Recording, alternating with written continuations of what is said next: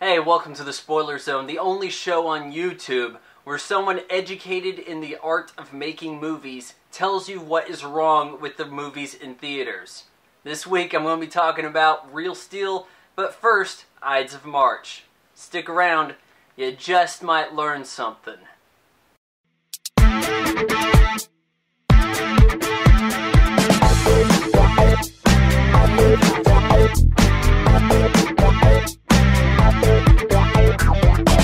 We're starting off with the Ides of March. Now, this is a competent film. George Clooney is the director, and some would say star. He's got a supporting role. I think if you go into the movie thinking, hey, it's going to be George and Ryan button heads the whole time, you're going to be a little bit disappointed, you see, because George is hardly in the movie. The action centers around Ryan Gosling. He's the one who uncovers things or gets himself in trouble. And meanwhile, George is waiting in the wings, ready to be the ominous D-bag of the movie. And that's part of the problem with the movie, is that by the end of it, you really can't feel for anybody. Now, there are movies that evoke a certain kind of deep emotion to them, and you feel like, wow, man, I'm just so sad. It's like going to a funeral after you see some of these films. This is not one of them. This is one where you don't have anybody to root for. I suppose you could say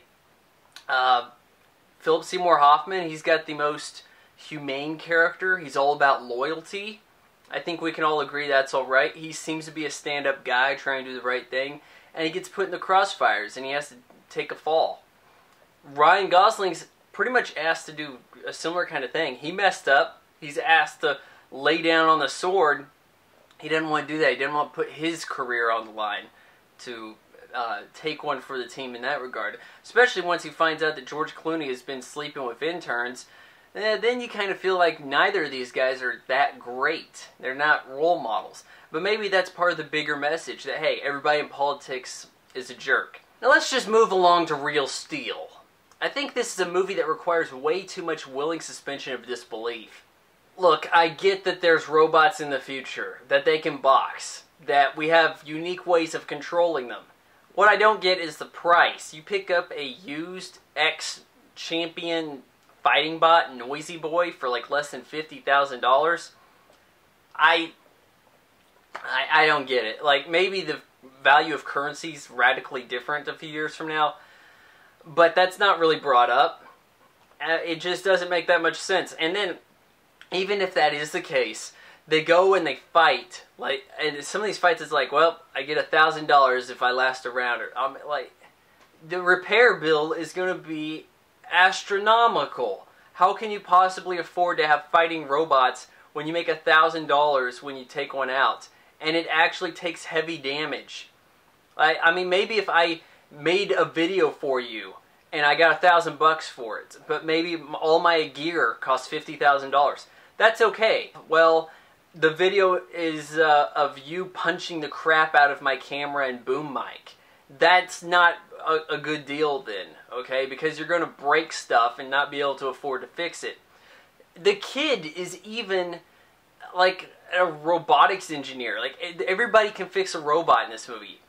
Boxers translating to robot fighting, like even handling robot controls, like it's not the same skill set. I understand that maybe Charlie's a good boxer and that he understands how all that works, but everybody in the future must be like very talented at remote controls. And for him to even be able to fix the robot like he's the cut man in the corner, that's a little far-fetched. I also felt that the movie has some problems trying to figure out where it belongs. Is it PG? Is it closer to R? It's sort of doing this in-between PG-13 thing. And it's a little dissatisfying in that regard. Like, you can't bring every little kid to the movie, even though you could say, hey, why don't we make a movie with giant robots that fight each other, but make it more kid-friendly, something a little less off the deep end than Transformers. And that's kind of what maybe people thought was Real Steel. Like, hey, well, this is your kids' movie about a family and robot fighting.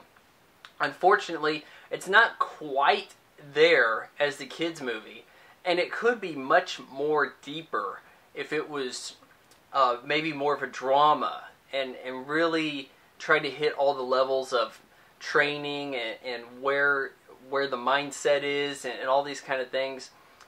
And really, I mean, try to do something maybe metaphysical in some regard, but it just plays out some of the emotions of a familiar story and making it like Rocky rockin' sock'em robots. And even the ending is like Rocky, where he wins over the heart of the people, but still loses the match. So both these movies are all right. Most people are probably going to like them. They could be a little bit better, and that's the way I see it.